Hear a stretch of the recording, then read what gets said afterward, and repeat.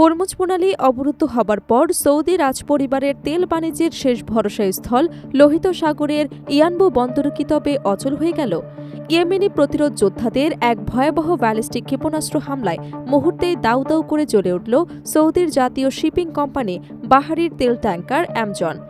মোহাম্মদ বিন সালমানের মাথায় হাত, আমেরিকার হুমকি কিংবা পশ্চিমা সামরিক চাপকে বুড়ো আঙুল দেখিয়ে বিশ্ব জ্বালানি সরবরাহ স্তব্ধ করার এই বিপজ্জনক চালে কাঁপছে রিয়াদ থেকে ওয়াশিংটন।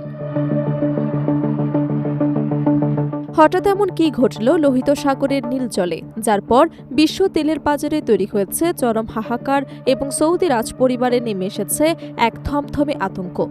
এতদিন ধরে যে পথকে বিশ্ব অর্থনীতির সবচেয়ে সুরক্ষিত জ্বালানি করিডোর বলে দাবি করা হচ্ছিল, ইয়েমেনি প্রতিরোধ যোদ্ধাদের এক নিখুঁত ক্ষেপণাস্ত্র হামলায় মুহূর্তেই সেই রুটের নিরাপত্তা চূর্ণ বিচূর্ণ হয়ে গেছে।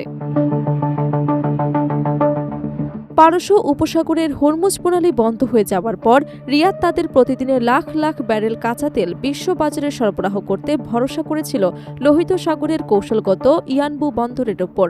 কিন্তু সেই বিকল্প এবং একমাত্র নিরাপদ রুটেও সরাসরি অভূতপূর্ব আঘাত হানল ইয়েমেনের শক্তিশালী সশস্ত্র বাহিনী।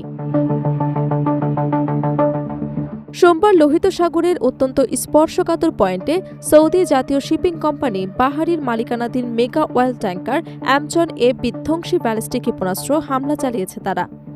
ক্ষেপণাস্ত্রটি আঘাত হানার সঙ্গে সঙ্গে বিশাল জাহাজটির মূল থেকে দাউ দাউ করে আগুন ধরে যায়। এই ভয়াবহ তাণ্ডব দেখে আশেপাশে ভেসে থাকা অন্যান্য আন্তর্জাতিক কার্গো ও শিপিং ভেসেল দ্রুত জীবন বাঁচিয়ে এলাকা ছেড়ে পালিয়ে যায়।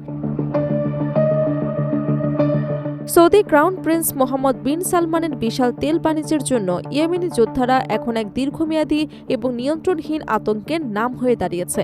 কিন্তু পশ্চিমা নৌবহরের করা পাহারা সত্ত্বেও কিভাবে এত সহজে কৌশলগত রুট অচল করে দিচ্ছে ইয়েমেন? যুক্তরাজ্যের সামুদ্রিক বাণিজ্যিক সংস্থা ইউকেএমটি এর দেয়ার তথ্য অনুযায়ী ইয়েমেনের ইস্টার্ন কোস্ট বা কৌশলগত ঘাঁটি থেকে ছোড়া একটি ব্যালিস্টিক মিসাইল ইয়ানবু বন্দর থেকে প্রায় 63 নটিক্যাল মাইল পশ্চিমে আন্তর্জাতিক সমুদ্র সীমায় নোঙর অবস্থায় থাকা অ্যামাজন ট্যাঙ্কারটি লক্ষ্যবস্তু বানায়। ট্যাঙ্কারটি যখন বিপুল পরিমাণ অশোধিত তেল লোড করে গন্তব্যে রওনা হওয়ার প্রস্তুতি নিচ্ছিল, ঠিক তখনই আকাশ চিরে নিখুঁতভাবে আঘাত হানে ক্ষেপণাস্ত্রটি। বিস্ফোরণের তীব্রতায় জাহাজের ডেকে আগুন ধরে যায় এবং যোগাযোগ ব্যবস্থা মারাত্মক ক্ষতিগ্রস্ত হয়। ইয়েমেনি সামরিক মুখপাত্র পরবর্তীতে এক বিশেষ দূরদর্শন ভাষণে নিশ্চিত করেছেন যে কৌশলগত নির্দেশনা, নিখুঁত গোয়েন্দা তথ্যের উপর ভিত্তি করে রিয়াদের এই অর্থনৈতিক লাইফলাইনে হামলা চালানো হয়েছে। যদিও সৌদি শিপিং কোম্পানির বাহারি দ্রুত এক বিবৃতিতে জানিয়েছে যে জাহাজের ক্রু সদস্যরা অক্ষত আছেন এবং লোহিত সাগরে তাৎক্ষণিকভাবে বড় ধরনের পরিবেশগত তেল বিপর্যয় ঘটেনি। কিন্তু এতে আতঙ্কের মাত্রা বিন্দুমাত্র কমেনি, কারণ এই একটি বিস্ফোরণ প্রমাণ করে দিয়েছে লোহিত সাগরের 63 নটিক্যাল মাইল ভেঙেও সৌদির কোনো জাহাজ আর নিরাপদ নয়। সৌদি রাজপরিবার এবং ক্রাউন প্রিন্স মোহাম্মদ বিন সালমানের জন্য এই ঘটনা কেন এক অপূরণীয় এবং নজিরবিহীন অর্থনৈতিক বিপর্যয়? এর মূল কারণ লুকিয়ে আছে পারস্য উপসাগরের ভূ রাজনৈতিক কৌশলে। ইরান ও যুক্তরাষ্ট্রের চরম সামরিক উত্তেজনার মুখে হরমুজ প্রণালী আগেই অবরুদ্ধ হয়ে পড়েছিল। এর ফলে রিয়াদ তাদের বিশ্বব্যাপী তেল সরবরাহের প্রায় 70% রপ্তানি বন্ধ হওয়ার উপক্রম হলে সৌদি আরবের পূর্ব পশ্চিম পাইপলাইনের মাধ্যমে তেল লোহিত সাগরের উপকূলীয় শহর ইয়ানবুতে স্থানান্তরিত করতে বাধ্য হয়। ইয়ানবু বন্দর হয়ে লোহিত সাগর ও সুয়েজ খাল দিয়ে ইউরোপ এবং আমেরিকায় তেল পাঠাচ্ছিল রিয়াদ। কিন্তু সেই পথ বন্ধ করতে গত মাস থেকে ইয়েমেনি সহযোদ্ধারা লোহিত সাগরে সৌদি সংযুক্ত সব সামরিক ও বাণিজ্যিক জাহাজের ওপর কঠোর সামুদ্রিক অবরোধ ঘোষণা করে। বাবেল মান্তেব প্রণালী থেকে শুরু করে উত্তর লোহিত সাগরের ইয়ানবু পর্যন্ত পুরো সমুদ্র সীমায় একের পর এক ড্রোন, ক্রুজ মিসাইল এবং ব্যালিস্টিক ক্ষেপণাস্ত্র ব্যবহার করে সৌদি শিপিং নেটওয়ার্ককে অবরুদ্ধ করে রাখা হয়েছে। এমনকি সম্প্রতি সৌদির আরামকোর প্রধান তেল শোধনাগার এবং পাইপলাইন হাবগুলোতে ড্রোন আঘাত হেনে ইয়েমেনি যোদ্ধারা রিয়াদকে স্পষ্ট বার্তা দিয়েছিল, ওয়াশিংটন বা ন্যাটোর ওপর ভরসা করে তারা পার পাবে না।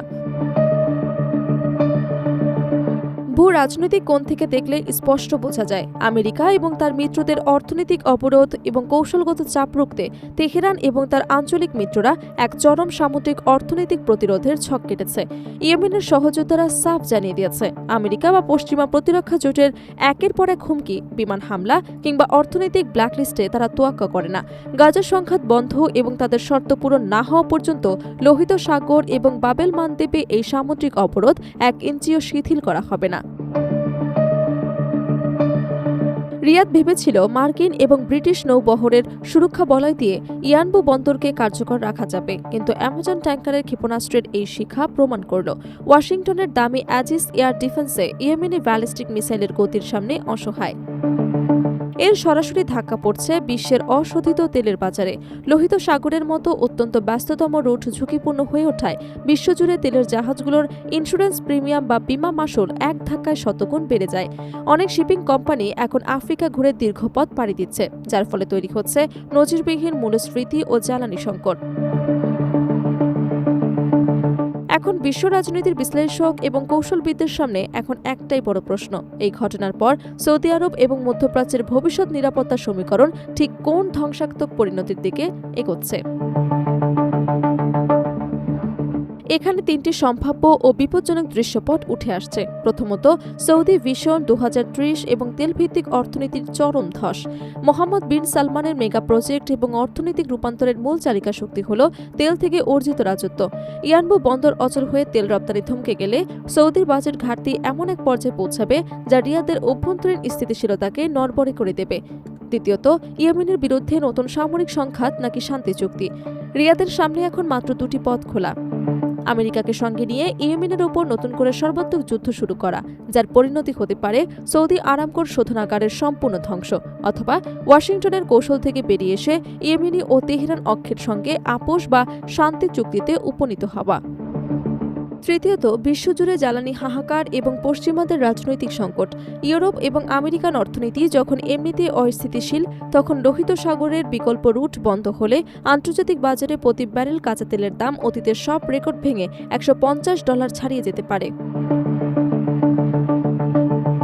সার্বিক পরিস্থিতি পর্যালোচনা করলে স্পষ্ট হয়ে যায় ইয়েমেনি প্রতিরোধ যোদ্ধাদের এই অনমনীয় ও কৌশলগত অবস্থান রিয়াদের তেল রাজনীতিকে এক অন্ধকার গোলক ধাঁধায় ফেলে দিয়েছে। লোহিত সাগরের বুকে চলতে থাকা অ্যামাজন ট্যাঙ্কার কেবল একটি জাহাজের ক্ষয়ক্ষতি নয়, এটি হলো পুরো পশ্চিমা নিরাপত্তার ছাতা এবং সৌদি অর্থনীতির ওপর এক কৌশলগত চেকমেট।